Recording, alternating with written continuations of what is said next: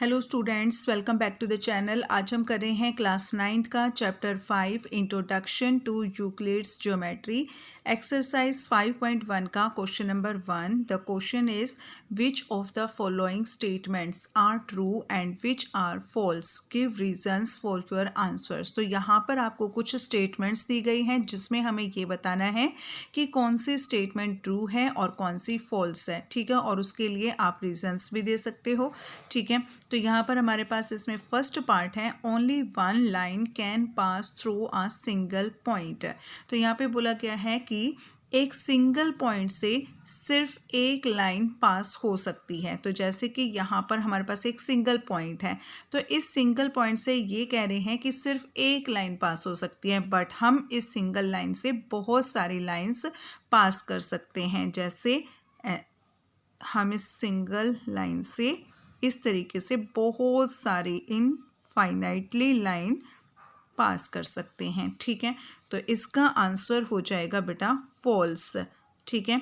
आप इसको स्टेटमेंट में लिख सकते हो कि ठीक है, कैसे लिख सकते हो इसको स्टेटमेंट में। अगर आप रीज़न देना चाहो तो आप इसका रीज़न दे सकते हो कि दैट इज़ रॉन्ग, कि जो यहाँ पे जो बोला गया है only one line can pass through a single point because we can pass infinitely lines, ठीक है। इनफाइनाइटली लाइन्स हम पास कर सकते हैं from a single point. Okay, next हमारे पास इसका second part, there are an infinite number of lines which pass through two distinct points. क्या बोला क्वेश्चन में, there are an infinite number of lines. हम बहुत सारी लाइन्स होती हैं, इनफाइनाइट नंबर ऑफ लाइन्स होती हैं which pass through two distinct points, जो टू डिस्टिंक्ट पॉइंट से पास हो सकती हैं। जैसे हमारे पास ये दो पॉइंट दिए हैं, तो क्वेश्चन के अकॉर्डिंग क्वेश्चन वाले ने हमें बोला है कि इन टू डिस्टिंक्ट पॉइंट से हम बहुत सारी लाइंस पास कर सकते हैं, बट टू डिस्टिंक्ट पॉइंट से हम सिर्फ एक लाइन ही पास कर सकते हैं, ठीक है। तो यहाँ पर जो बोला गया इस स्टेटमेंट में ये भी फॉल्स है, ठीक है। ये भी हमारा फॉल्स स्टेटमेंट है। तो यहाँ पर हम क्या बोलेंगे, only one line can pass through two distinct points, ठीक है। नेक्स्ट है हमारे पास a terminated line can be produced indefinitely. Terminated line can be produced indefinitely on both the sides, कि जो टर्मिनेटेड लाइन होती है उसको हम दोनों साइड में बढ़ा सकते हैं। जैसे टर्मिनेटेड लाइन, हमारे पास ये एक लाइन दी गई है, ठीक है, और इस लाइन में दोनों तरफ एरो होते हैं। जो लाइन होती है उसमें दोनों तरफ एरो होते हैं, उसका मतलब ये होता है लाइन को हम दोनों तरफ एक्सटेंड कर सकते हैं। तो यहाँ पर बोला गया टर्मिनेटेड लाइन, तो यहाँ अगर हम इसको टर्मिनेटेड लाइन है तो इसको हम आगे यहाँ से इसको एक्सटेंड कर सकते हैं, आगे प्रोड्यूस कर सकते हैं, और इसको हम इस साइड में भी प्रोड्यूस कर सकते हैं। तो ये जो बोला गया है terminated line can be produced indefinitely on both the sides, that is true statement. तो इसका आंसर है हमारा ट्रू, ठीक है। नेक्स्ट है if two circles are equal then their radii are equal, कि अगर दो सर्कल हमारे इक्वल हैं, दो सर्कल हमारे इक्वल हैं तो उनकी जो रेडी होगी ना वो भी इक्वल होगी, उनकी जो रेडियस है वो इक्वल होगी। बेटा दो सर्कल हमारे इक्वल तभी हो सकते हैं जब उनकी रेडियस इक्वल होती है, क्योंकि अगर देखो हम 3 सेंटीमीटर लेकर इस सर्कल को हमने ड्रॉ किया, 3 सेंटीमीटर रेडियस से ही हमने इस सर्कल को ड्रॉ किया, तो ये दोनों सर्कल हमारे इक्वल होंगे। तो दैट इज़ ट्रू स्टेटमेंट, ठीक है। तो यहाँ पर जो बोला गया है two circles are equal then their radius are equal, तो दो सर्कल अगर इक्वल होंगे तो उनकी रेडियस भी इक्वल होगी, दैट इज ट्रू, ठीक है। नेक्स्ट हमें बोला गया है, नेक्स्ट इसका फिफ्थ पार्ट है if A B is equal to P Q and P Q is equal to X Y then A B is equal to X Y. यानी कि ए बी अगर पी क्यू के equal है और P Q X Y के equal है तो हमारी ए बी और एक्स वाई हमारी इक्वल होगी। तो यहाँ से बेटा देखो जब दो चीज़ें आपस में इक्वल होती हैं तो और वो जो दूसरी चीज़ है वो तीसरी के इक्वल होती है, तो पहली और दूसरी हमारे इक्वल हैं, तो जो हमारी फर्स्ट और थर्ड है वो भी हमारे इक्वल हो जाएगी।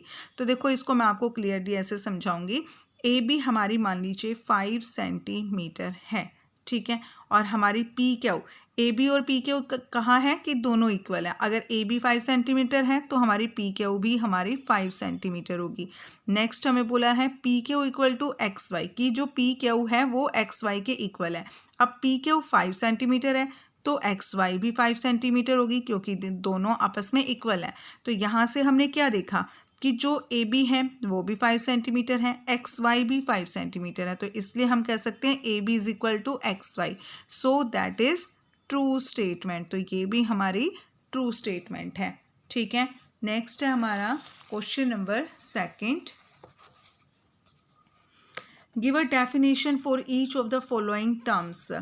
Give a definition for each of the following terms. तो यहाँ पर जो आपको टर्म्स दी गई हैं उनकी आपने डेफिनेशन लिखनी है। Are there other terms that need to be defined first. क्या इनके अलावा, आर देयर अदर टर्म्स, क्या इनके अलावा कोई और भी टर्म्स है जिसके बारे में हमको पहले से पता होना चाहिए। What are they and how might you define them, और वो कौन सी हैं और कैसे आप उसको डिफाइन कर सकते हो। ठीक है, तो देखो सबसे पहले हमें पूछा गया है पैरेलल लाइंस, तो हमें इनकी क्या करना है बेटा, डेफिनेशन देनी है। Parallel lines, parallel lines, these lines are always the same distance and never intersect. तो ये जो लाइंस होती हैं ये सेम डिस्टेंस की होती हैं और ये कभी भी इंटरसेक्ट नहीं करती हैं। जैसे एक लाइन ये है और एक लाइन ये है, तो इनके बीच का जो ये डिस्टेंस है ना बेटा, ये डिस्टेंस इनका सेम होगा। ठीक है, और ये लाइन कभी भी इंटरसेक्ट नहीं करेंगी। इनको आप कितना ही आगे बढ़ाओ ये कभी भी आपस में नहीं मिलेंगी। ठीक है, जैसे रेल की पटरियां होती हैं सेम उसी तरीके से ये कभी भी आपस में नहीं मिलेंगी। ठीक है, नेक्स्ट हमारे पास perpendicular lines, lines that intersect at a right angle. अब दो लाइंस होती हैं, एक लाइन है हमारी और इसके ऊपर दूसरी लाइन आ रही है, इसको ये दोनों लाइन हमारी इंटरसेक्ट कर रही हैं और यहाँ पर 90 डिग्री का एंगल बना रही है। तो ये वाला भी हमारा एंगल 90 डिग्री है और ये भी हमारा 90 डिग्री है, तो इसको हम बोलेंगे परपेंडिकुलर लाइंस। ठीक है, lines that intersect at a right angle. तो ऐसी लाइंस जो इंटरसेक्ट करती हैं राइट एंगल पर वो हमारी होंगी परपेंडिकुलर लाइंस। ठीक है, नेक्स्ट है line segment.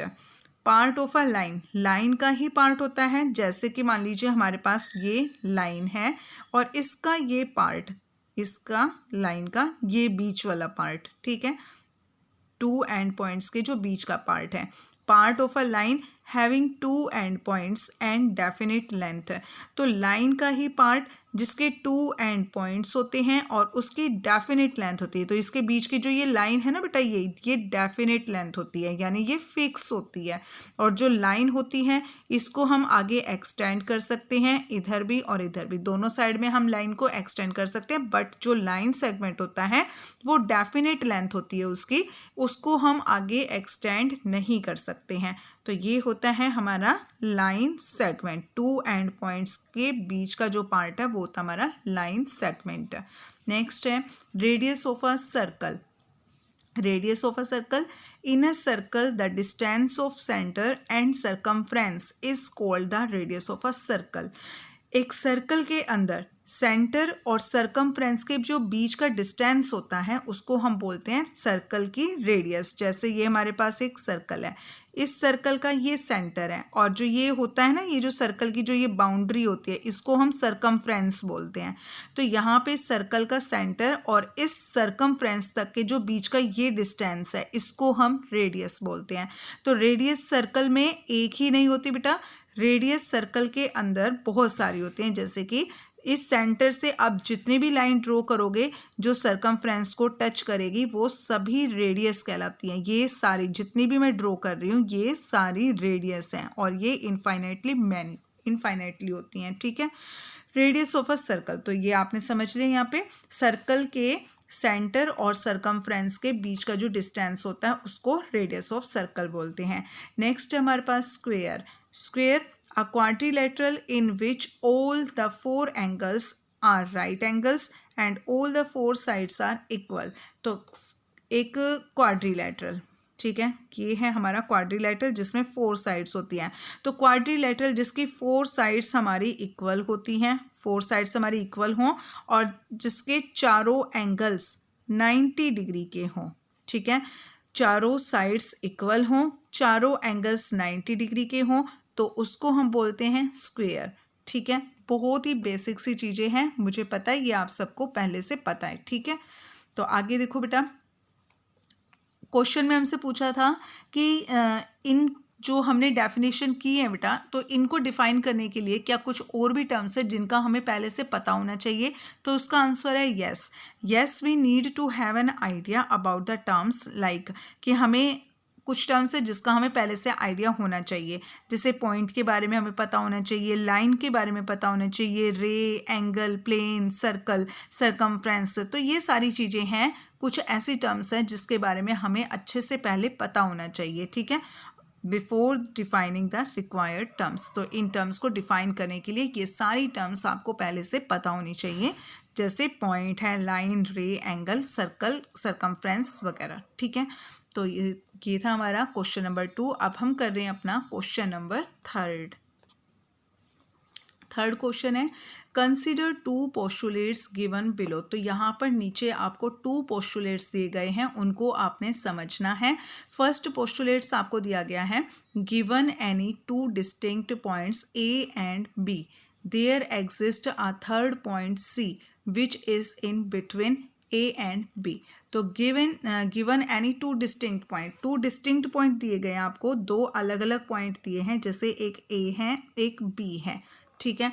There exist a third point C which is in between A and B। अब एक थर्ड पॉइंट है C जो इन दोनों के बीच में है, तो इन दोनों के बीच में यहाँ पर C एक और पॉइंट है, ठीक है। अब यहाँ पर देखो, हमें ये नहीं बताया है कि वो तीनों जो पॉइंट्स हैं वो एक लाइन के अंदर हैं, ठीक है, बस ये बताया है उन्होंने कि 2 डिस्टिंक्ट पॉइंट है और उनके बीच में एक पॉइंट है C, ठीक है। तो यहाँ पर हमें कुछ भी, ना तो उनका मेजरमेंट दिया है, ना कुछ ये लाइन के बारे में बताया कि वो एक लाइन के अंदर है, ये कुछ भी हमें और इंफॉर्मेशन इसमें नहीं दी गई है, ठीक है।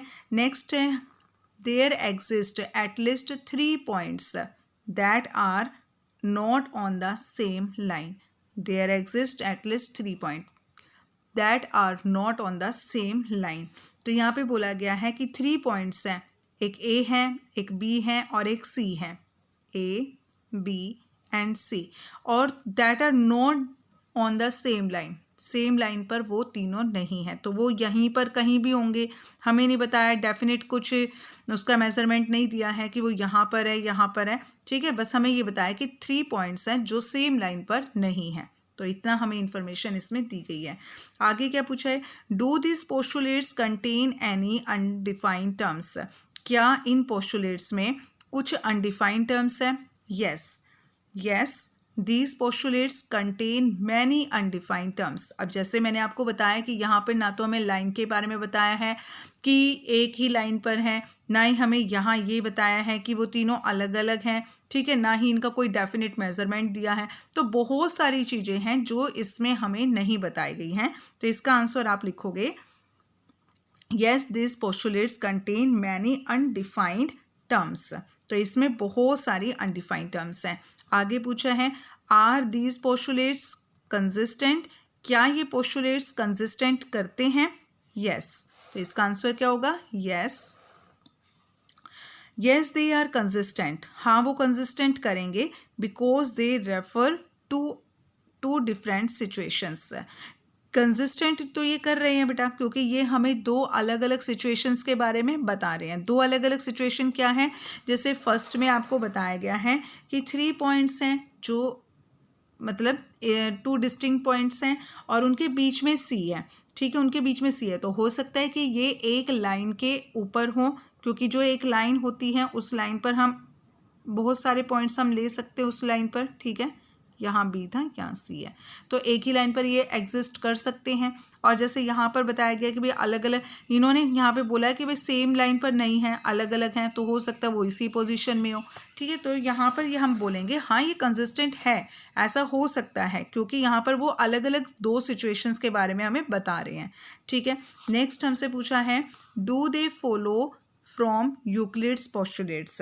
क्या वो यूक्लिड्स के जो पोस्टुलेट्स हैं, यूक्लिड्स ने जो पोस्टुलेट्स बताए हैं, क्या वो उनको फॉलो करते हैं? एक्सप्लेन करो। तो इसका आंसर है no, these postulates do not follow Euclid's postulates. नहीं, ये जो पोस्टुलेट्स है कि यूक्लिड्स के पोस्टुलेट्स को फॉलो नहीं करते हैं। Because they follow an axiom, क्योंकि वो एक एक्सियोम को फॉलो कर रहे हैं। एक एक्सियोम हमने पढ़ा था, given two distinct points there is a unique line that pass through them, कि दो डिस्टिंक्ट पॉइंट्स हैं, there is a unique line that pass through them, कि दो डिस्टिंक्ट पॉइंट हैं और उनके बीच में से सिर्फ एक लाइन पास हो सकती है। ठीक है, तो इस एक्सियोम के बारे में हमने पढ़ा है, तो ये इस एक्सियोम को फॉलो कर सकते हैं। ठीक है, तो ये है बेटा हमारा क्वेश्चन नंबर 3। तो क्वेश्चन नंबर 3 कंप्लीट हो गया है। नेक्स्ट क्वेश्चंस के लिए मिलेंगे हम अपनी नेक्स्ट वीडियो में। तब तक के लिए bye, and please like share and subscribe my channel please.